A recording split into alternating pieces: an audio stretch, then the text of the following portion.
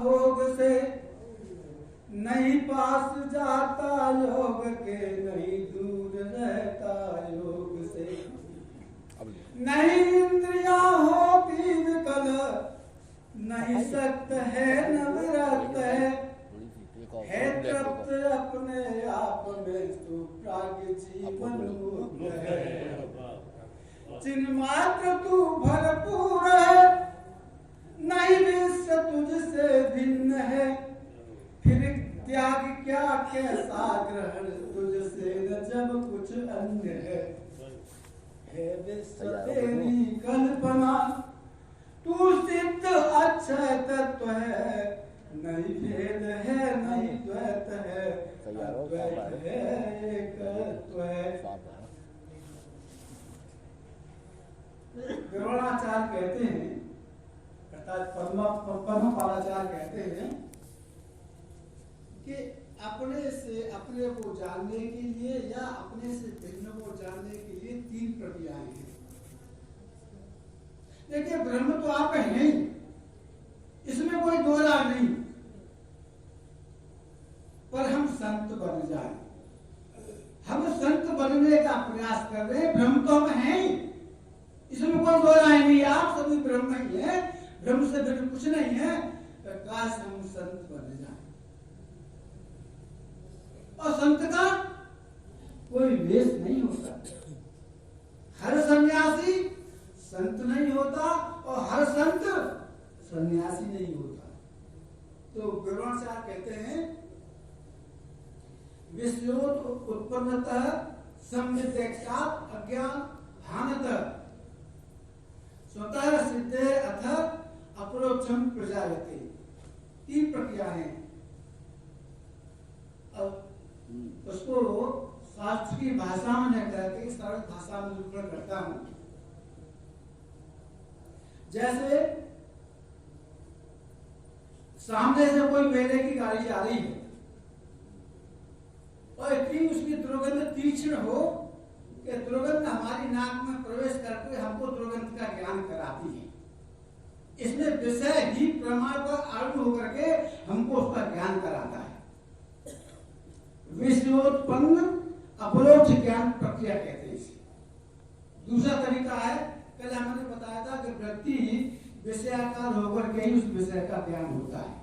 तो वो चेतन हमारी प्रत्यारूढ़ होकर, व्यक्ति पर आरूढ़ होकर के उस विषय तक जाता है और विषय का रूप धारण करता है, अर्थात व्यक्ति विषयाकार होती है, तभी हमको उसका ज्ञान होता है। तो ये अपने से भिन्न की प्रक्रिया है दोनों। ये हमारे से भिन्न है, उसको जानने की दोनों प्रक्रिया है। इन दोनों प्रक्रियाओं के अलावा और कोई प्रक्रिया नहीं है ज्ञान की। और जो अपने को जानने की प्रक्रिया है, जो ब्रह्म को जानने की प्रक्रिया है, आत्मा को जानने की प्रक्रिया है, उसको कहते हैं अज्ञानहान अपरोक्ष ज्ञान प्रक्रिया। अविद्या निवृत्ति से उपलक्षित ज्ञान आपका स्वरूप है। वो कब होगा? जब अज्ञान की निवृत्ति होगी। तो कैसे होगी निवृत्ति? असल में हमारे महापुरुष जो कहते हैं, उपदेश करते हैं महावाक्यों के, तत्वमसि तू ही है, वो ब्रह्म तू ही है। और हमसे कहते हैं अहम ब्रह्मास्मि, ये जाप करिए इस महामंत्र का, महावाक्य का। अब यहाँ शंका हो जाती है, अहम माने होता है, अहम का अर्थ होता है मैं ब्रह्म हूं। तो जो श्रोता सुनते हैं हमारे, उन्हें संदेह होता है बुद्धि में कि मैं एक परिचिन्न अहम, परिचिन्न मैं, तो सुबह जगने पे आता हूँ और सोने पे फिर चला जाता हूँ। ये ब्रह्म कैसे हो सकता है? लेकिन इनके परिचिन्न, इनके भावार्थ कर देगा। समझना। तो परिचिन्न कहते हैं सीमित, सीमित जिसकी सीमा होती है उसको परिचिन्न कहते हैं। अपरिचिन्न कहते हैं व्यापक को। और ब्रह्म तो व्यापक है। वो व्यापक ब्रह्म इस 3.5 हाथ के शरीर का मैं कैसे हो सकता है? ये विचारणीय विषय है। ये श्रोताओं के दिमाग में भ्रम बना रहता है। 1000 बार सुनने के बाद भी अहम ब्रह्मास्मि ब्रह्म हूं, तो ब्रह्म कैसे हूं? मैं तो पूर्ण सी हूं। जब नींद से उठता हूँ तो सबसे पहले मैं आता है मैं, तो जब गहरी नींद में चला जाता हूँ मैं हो जाता है। तो ये तो परिवर्तनशील है, आने वाली है और जाने वाली है, तो ये ब्रह्म कैसे हो जाएगा? जब ब्रह्माकार तो कभी नहीं, न जन्म होता है न उसका मरण होता है, और सर्व जगह व्यापक है, सब में व्यापक है, सब उसमें है और सब वही है, न वो सब में न उसमें, सब केवल वही है। भगवान कृष्ण ने उसमें कहा गीता में, समम सर्वेषु भूतेषु, कल महाविष्णु ने बताया था, किसी वक्ता ने बताया था, मुझे ध्यान नहीं है, समम सर्वेषु भूतेषु तिष्ठन्तम् परमेश्वरम् विनश्यत्वम् अविनश्यत्वम् यः पश्यति स पश्यति। जो समस्त भूत प्राणियों में समान भाव से स्थित उस परमात्मा को, उन भूतों का नाश होने पर भी अविनाशी परमेश्वर परमात्मा को देखता है, वही वास्तव में देखता है। देखने का मतलब होता है जानना, देखने का मतलब जानना।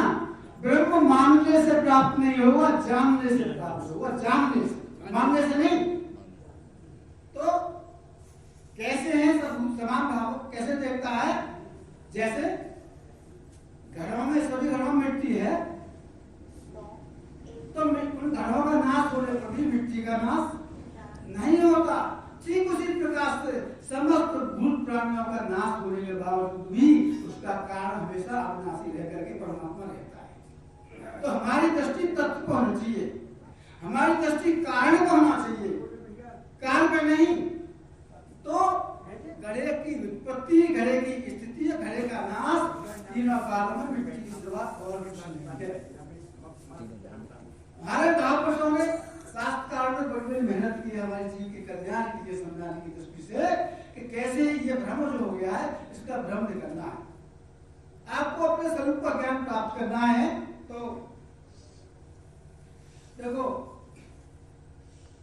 घड़े को देखना हो तो प्रकाश भी चाहिए और नेत्र भी चाहिए, प्रकाश भी चाहिए और नेत्र भी चाहिए।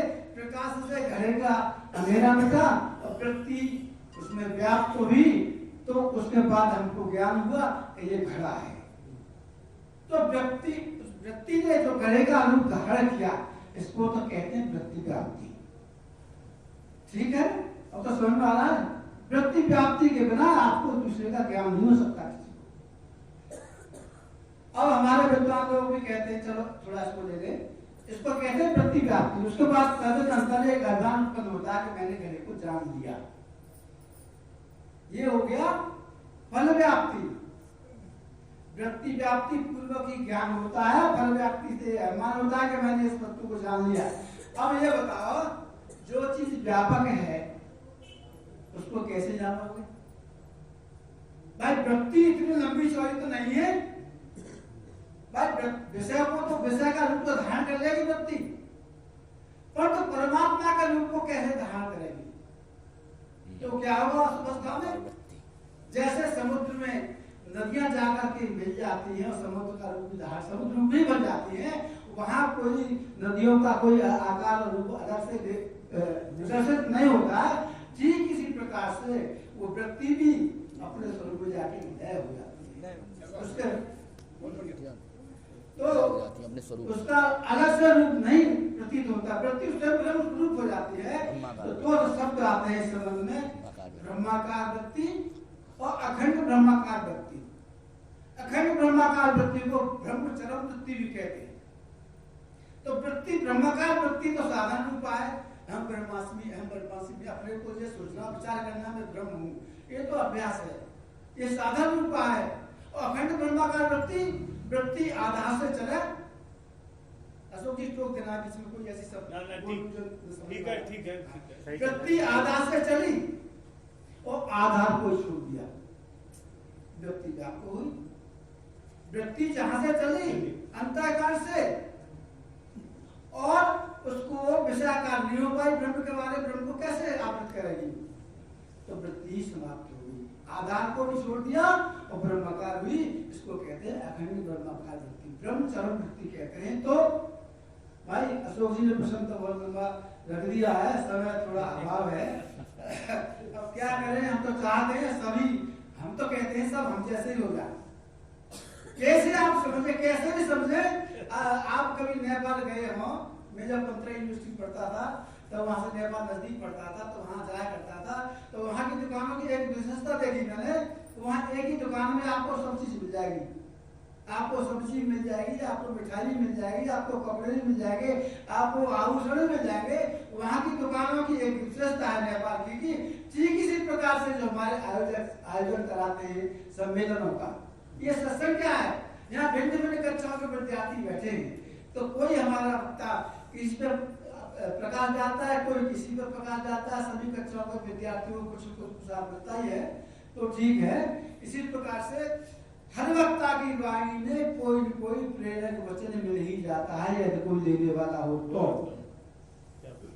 और पहले से बर्तन आपका भरा हुआ है तो भाई आपने गोबर भर रखा है अपने कटोरा में, यहाँ घी बांट रहे हमारे अशोक जी, हमारे ऋषि जी, तो स्वामी जी का आदेश है घी बांटो सबको, तो कहाँ से आएगा घी, कटोरा तो पहले से भरा हुआ है।